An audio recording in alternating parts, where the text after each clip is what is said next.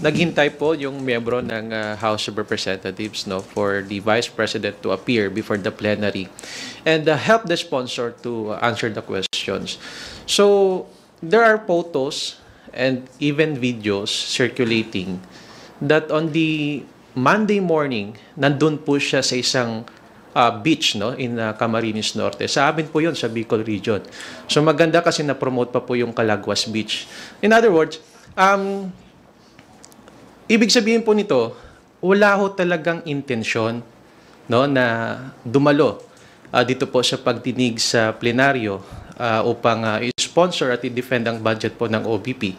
Sapagkat kung meron po siyang intensyon, dapat Sunday man lang nandito na po siya sa Manila. O kaya naman, nakipag-communicate po siya sa office ni Congressman Adjong para magkaroon po ng briefing at i-prepare man lang at mapaghandaan po ng budget sponsor ang mga katanungan ni tatanong po sa OBP.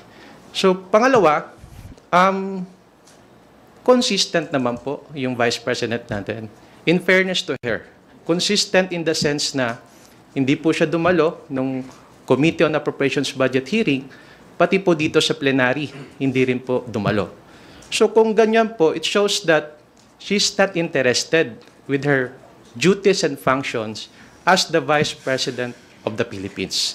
So kung ganyan po yung lumalabas, probably we can ask her to step down as the Vice President.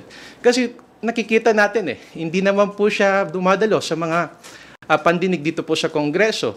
So, ano po ibig sabihin nito? Hindi na po siya interesado at mas pinili niya pa po bumunta sa isang beach resort kaysa dumalo po dito sa pagdinig sa kanya pong budget. So, I guess it's the Filipino people.